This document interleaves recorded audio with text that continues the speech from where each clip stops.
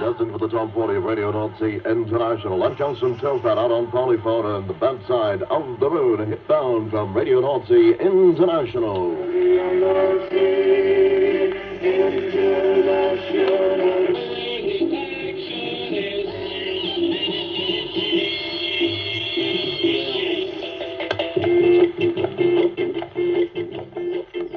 What an intro that is. Thought I'd do something different than radio today. Now this is my dad's old Grundig reel-to-reel. I'll leave it running and we'll have a look at what else is on it in a minute. But this is an excuse to actually show you something. Got the bins again. We're going to need the bins. They're clear enough, I think. Yeah. To actually show you something that I found. And I keep bumping into these. And I need to put them on the channel. So this is an excuse to do it. So that what you were just listening to was a recording of got a right noisy crow at the back of me. Hang on. Oi! Oh no, it's a blackbird.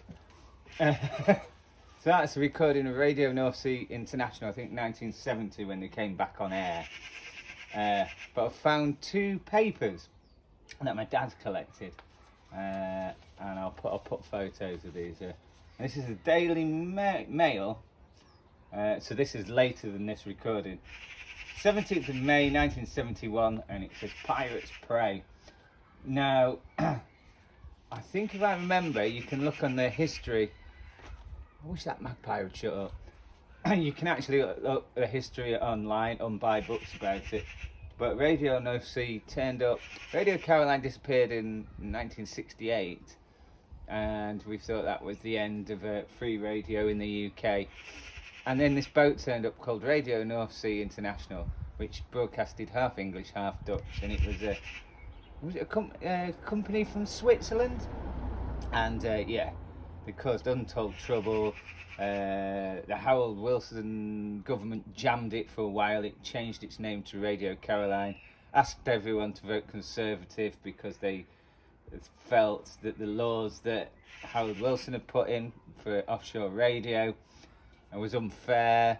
But so it used to do this thing that if Radio Northsea came near to the UK coast, it would get jammed by the UK government. If it went nearer to the Netherlands, they wouldn't bother, but obviously the signal wasn't as loud in the UK, because the Netherlands hadn't put the same laws in. They didn't put the same laws in until 74, 75, where it came in at 68 with us. So they did a similar, but they did it in a nicer way. Their biggest pirate radio ship was Radio Veronica, and I think it's kind of got yeah, and it's still there. So I think they were a little bit more lenient on what people wanted on the radio after they got rid of the offshore stations than the UK did. I don't know, maybe, well, I'm sure there's a lot of people on this channel that can tell me a lot more. But I thought I'd read you out the headlines. So this is from 71, when a frogman actually went on the ship and set the thing on fire, and the radio station at the time just kept broadcasting while it was on fire. There's some really good pictures online. Here it's very grainy now, so I'll just read you. I'm dyslexic, so this might be a bit jumpy. Get the bins on. It says, Frogman fire bombed the pop radio pirate ship Radio Northsea in a commando-style raid. It was raided last night. The Frogman sneaked up. On the ship anchor 4 miles off the Dutch coast in a rubber dinghy. The fire which followed the attack damaged, estimated at £30,000, which would be a lot of money then. But within hours, Radio Northsea was broadcasting again. The station's joint owner, 32-year-old Mr. Ewan Miser, last night said, "They can't force us off the air. We are still going strong." The raid was carried out on Saturday night in thick fog. Millions of listeners in Britain and in the continent followed the drama on their radios. The frogmen boarded the radio ship Mebo 2 and placed an ounce of dynamite on a pipeline leading to 250-gallon-ton tank of petrol, no, diesel. Oh, yeah, petrol, yeah. No, it must have been diesel. Then they lit a fuse made of petrol-soaked rags. The blast shook the ship as London-born disc jockey Alan West was playing a record called Melting Pot. West, 23, said yesterday, "At first we thought another ship had hit us in the fog, and ran up on deck and saw clouds of smoke rising from the engine room. I could hear ran up deck and saw clouds of smoke rising from the engine room. I could hear an outboard motor some distance away." West ran to the radio station room and sent the international distress call, "Mayday, Mayday, Mayday," for the next 30 minutes as the fire raged on deck. He coolly played records and gave his listeners a running commentary. "It's hot up here because the flames are approaching the studio," he said. The 5-man crew fought the blaze with the hand of the 5-man crew fought the blaze with hand extinguishers for an hour until rescue vessels arrived. In Amsterdam last night, police said the 3 men were arrested in connection with the attack. Police said the raid was carried out for money, but they could not say who had ordered it. And I think I read something somewhere it was Radio Veronica. I think the story is a little bit more complicated than that. Someone else would tell me that. But yeah. Yeah, so there's all sorts of stuff in here. Yeah.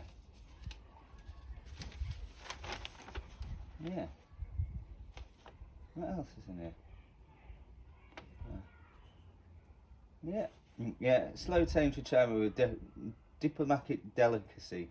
So we're having an argument with China. That's nothing unusual.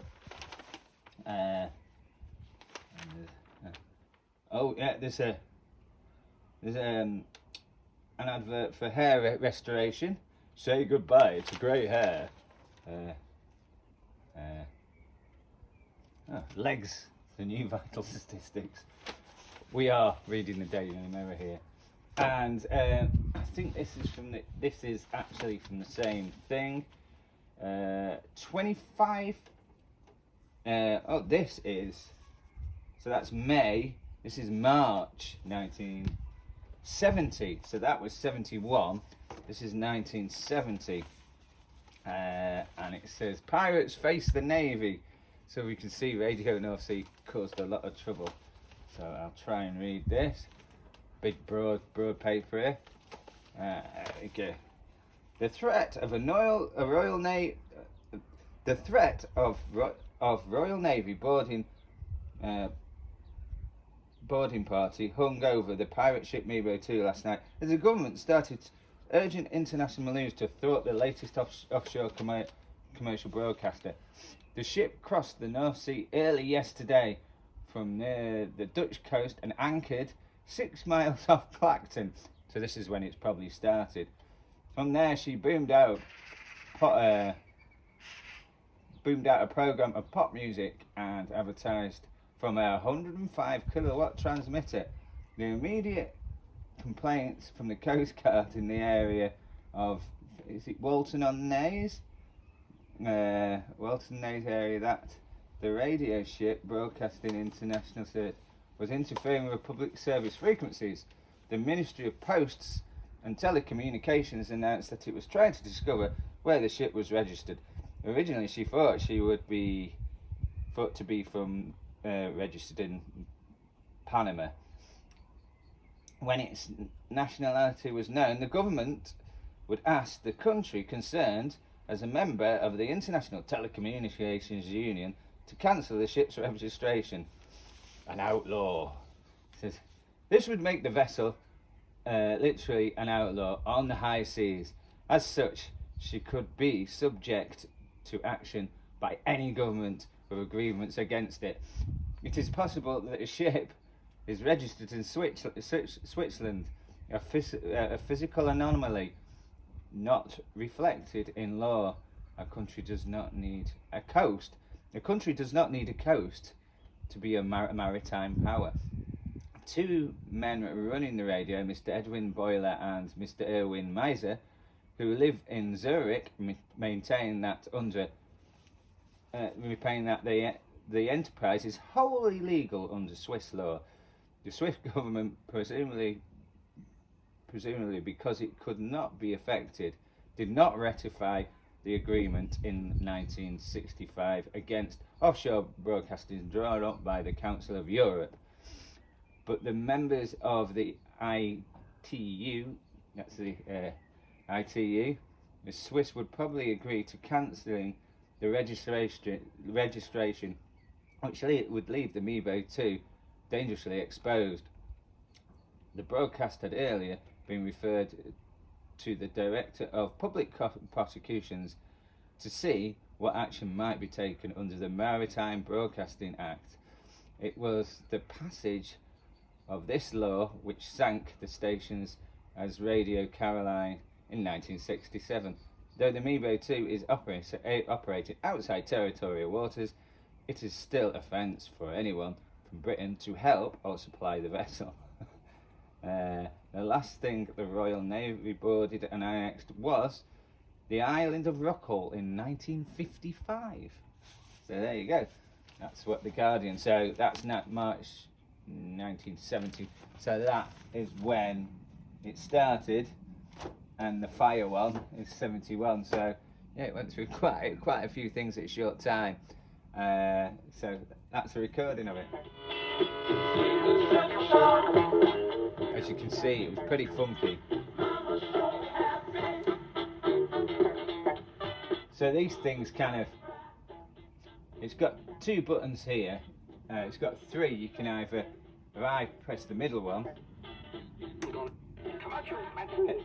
it'll play both sides of the tape. On the other side, one side there, one side there.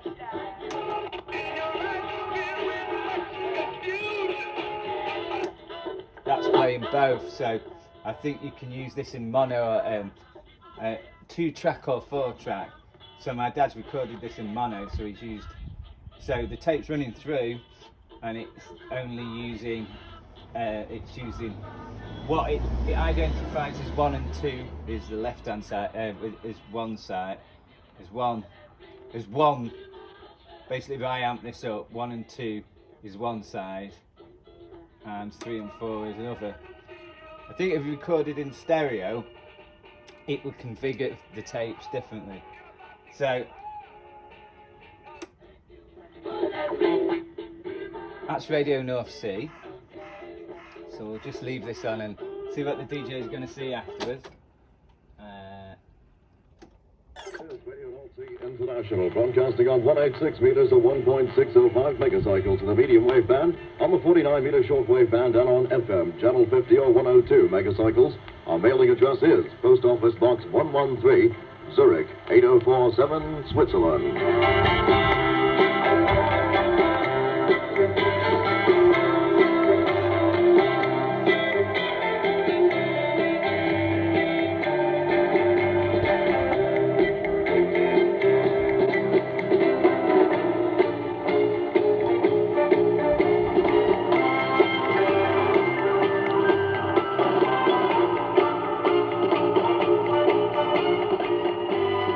This is the Radio Northsea International theme tune.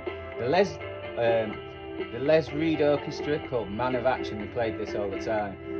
They played this when they had something to announce or something dramatic was playing. This was in the background.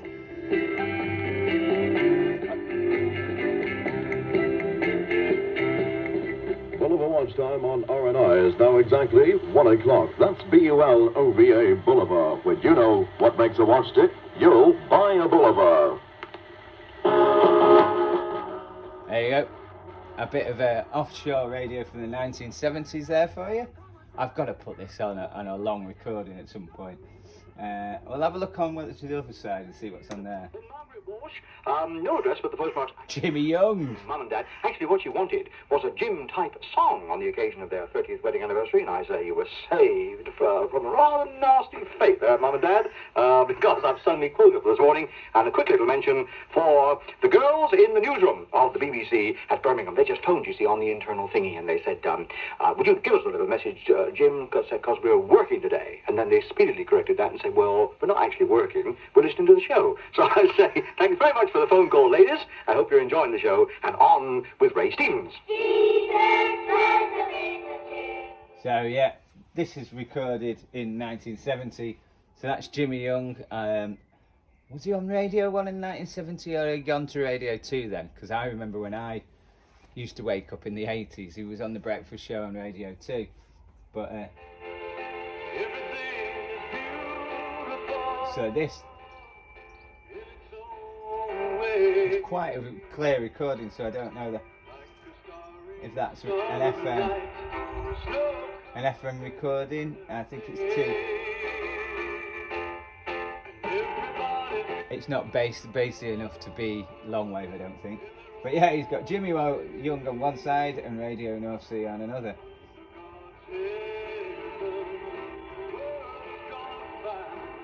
I just thought I'd show you all that. It's just some nice memories, and I'm sure someone will appreciate it. What I'll do is I'll get another reel, and we'll have a flick through and see what's on that. So what I'll do is I'll just rewind this one. I'll give you a bit of a music interlude while I'm doing that.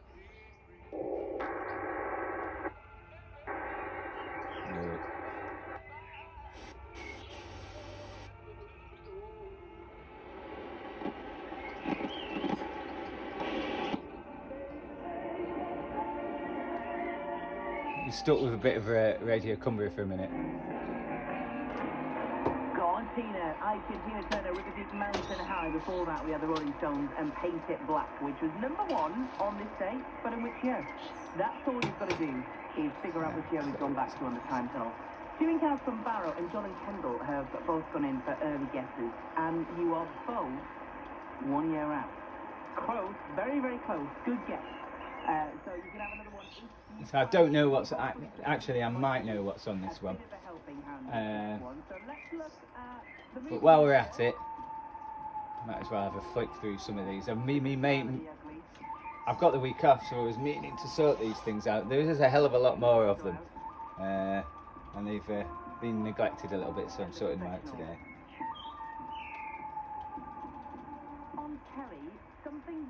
So yeah, this is a Grundig, and it's a TK140. These are really, really popular.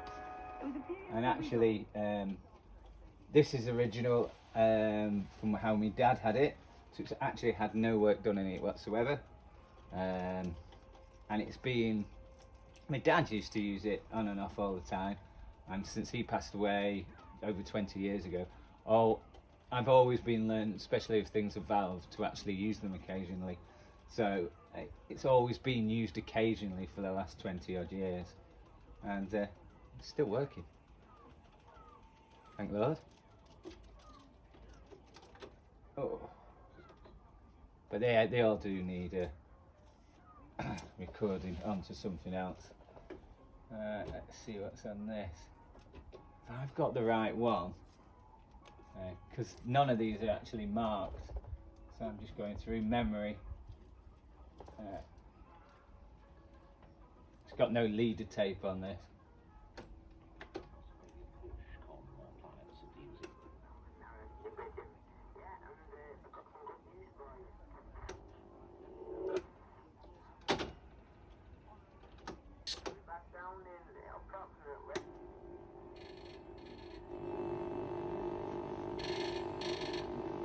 Now this, I won't play this for long. Hello.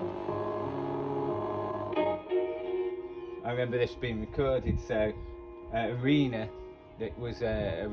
did a documentary about Radio Caroline when it went off air in '91, and we didn't have a video player, so we recorded it on this reel-to-reel. So that's the documentary. You can actually get it on YouTube now. It's a really good documentary. I think it's an issue that if a program is being made about Radio Caroline, the history of, and its effect, the events of August '89, the invasion by the British and Dutch authorities of Caroline, the smashing of all the equipment, tearing everything out they could tear out, and you know, this whole act cannot be ignored. You can't ignore it. Tonight, Radio Caroline is silent. The Ross Revenge she broadcasts from, marooned in international waters off Essex, a Dutch tug alongside. There was drama as the Dutch went aboard, but Caroline... That's quite nice. It always gives me nice memories listening to some of my dad's tapes. And we've got another video coming out. I don't know if this one's going to come out before or after, about Grundig radios, and this one's a Grundig, and actually the tapes he's bought as well. Maybe they came with them. They're Grundig as well. But yeah, I've got a video coming out with some of the Grundig radios and a bit of their history. So yeah, that's got Radio Caroline documentary recorded on it. On the other side, it's got us messing about as kids, and I really, really don't want to listen to that. I don't want you to listen to that. It's could be quite embarrassing. Oh, there's another Grundig reel here. See what's on this. Hope you don't mind me flicking through all these while we've got them. Now there is one here of a small recording of Radio Caroline North about 67, which I'll have to find. It's not on one of the big reels, it's on the small ones. It's quite interesting. Have a look what he's got on this one.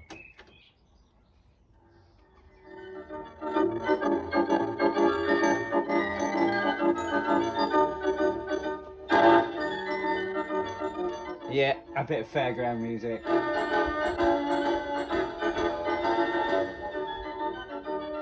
I don't know where that's come from. A lot of people years ago used to go around with the little mini tape recorders.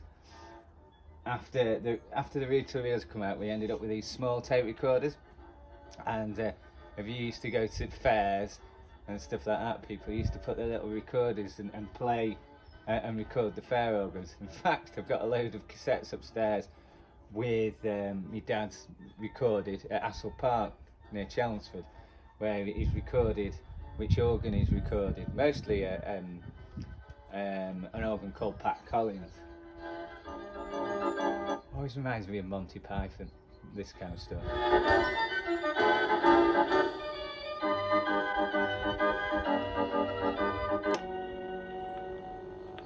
Let's see what he's got on this side.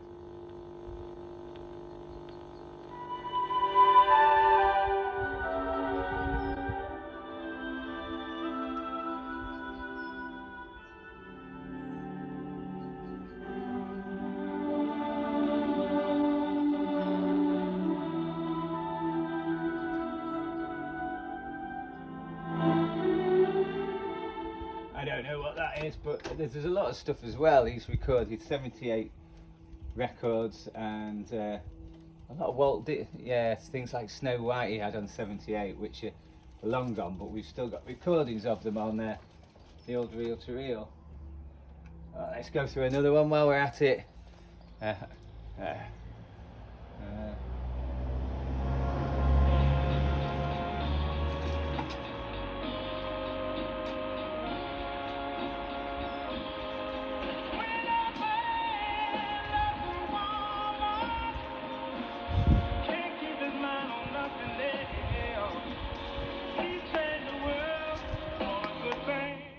Well, this one's actually, this is an EMI tape, and it's actually got what is on this. So this one's no surprise to me, but yeah, I'll just play this because it might bring some memories to some people. This, so definitely brings some memories to me.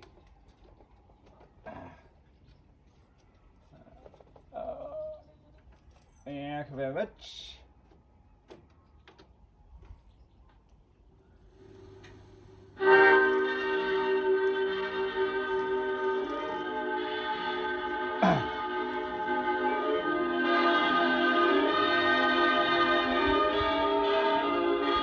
So yeah, he's got the Glenn Miller years on one side. And what's he got on the other side? And this will bring back a lot of memories for a lot of people.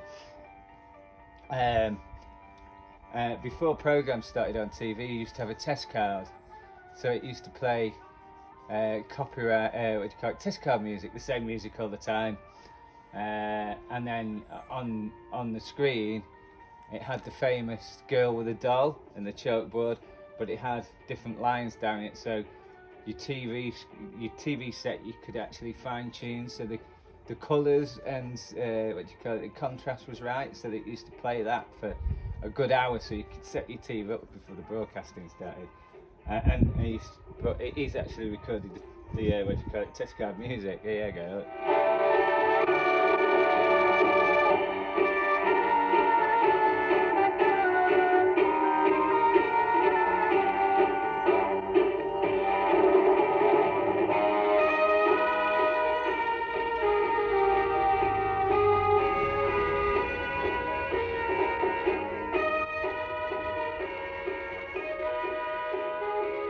Yeah, test card music, because the BBC didn't actually broadcast 24/7 until was it the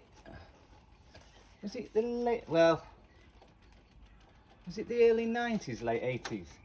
So it used to have a close down and an open up, and this would the test card would play before it opened up. The good old BBC.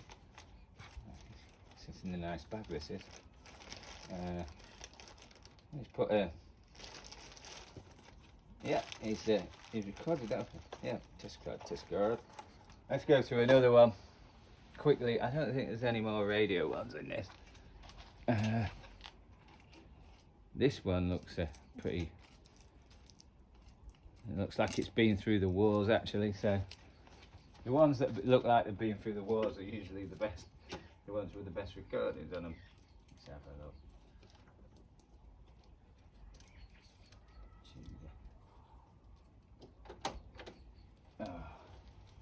The leader tape on this is not the best.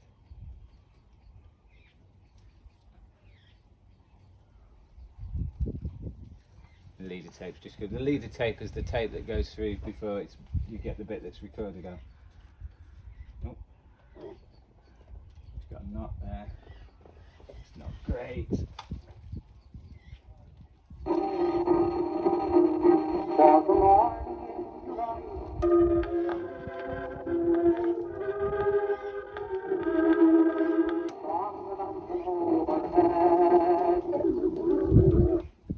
Yeah, definitely needs sorting out, but yeah, that's definitely, you can tell from one side that's recording as a 78 records.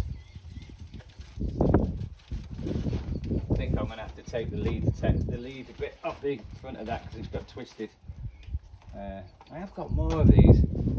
Yeah, we do one more.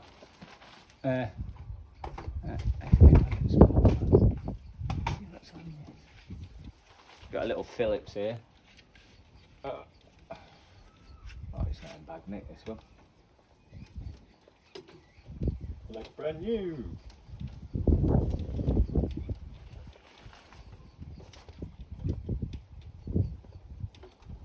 Oh,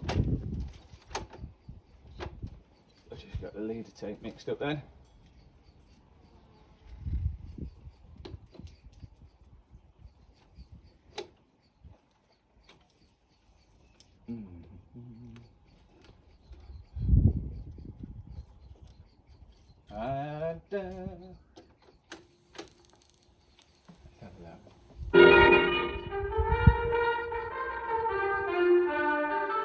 Buster Bailey with that distinctive, almost military clarinet tone and the fast and fluent runs. Russell Procope, obviously at that time highly influenced by Johnny Hodges. Billy Kyle on piano, a Teddy Wilson man, but with a very distinctive style of his own.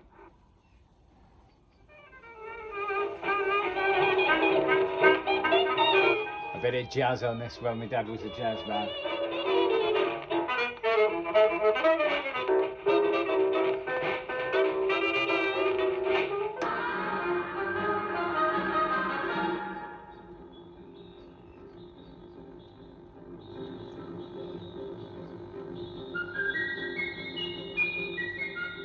I don't know what that is, but he was also into cinema as well, so that could be some soundtrack or something.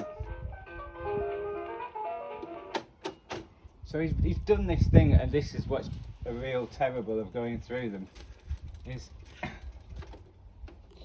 he's put things on the end of recordings, you know, like little bits. So I bumped into Radio Caroline North on one of the end of one of them, Piccadilly Radio on one of the end of one of them, but you have to get right to the end, which takes time, which today we haven't got. Just the last one. Yeah, we should do this one, I suppose, because my dad was a big fan of one TV series, and I'm sure you'd be able to tell me what it is. So I think these were being recorded the second time round it was on the TV. I don't think the first time.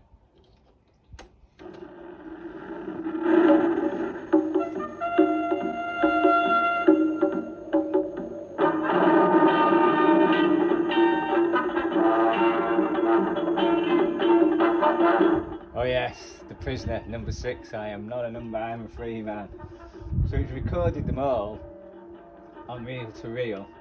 If I flick to the other, there'll be another one. There you go. And he's actually lined him up near, very close, isn't it?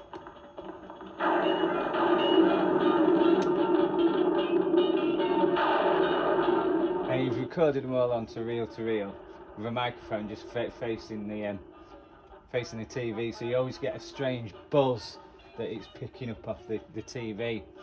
So I don't know if these are the original 60s recordings. Not sure.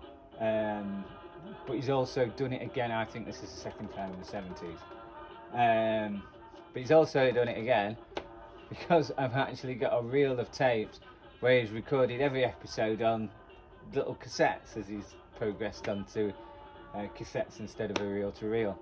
But reel to reel sounded damn sight better. We've got to stay here for the speech, haven't we?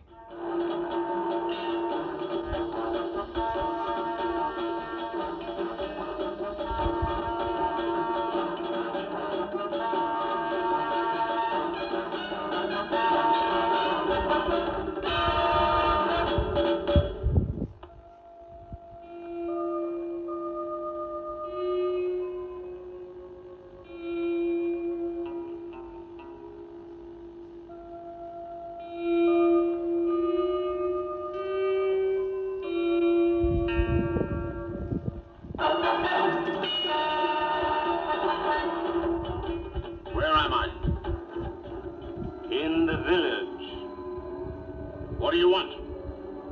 Information. Whose side are you on? That would be telling. We want information. Information. Information. You won't get it. By hook or by crook, we will. Who are you? The new number 2. Who is number 1? You are number 6. I am not a number. I am a free man.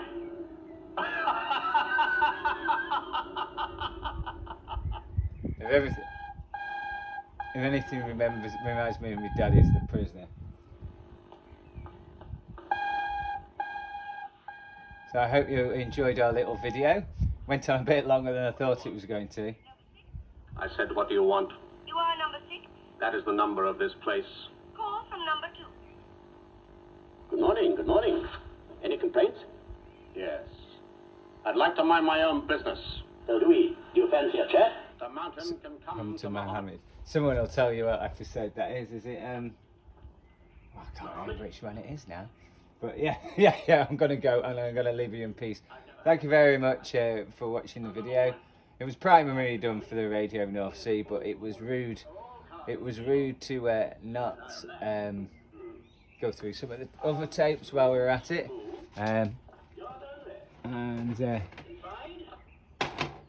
Yeah, no, yeah. I'm not going to put another one on. Don't worry. As Patrick McGowan would say.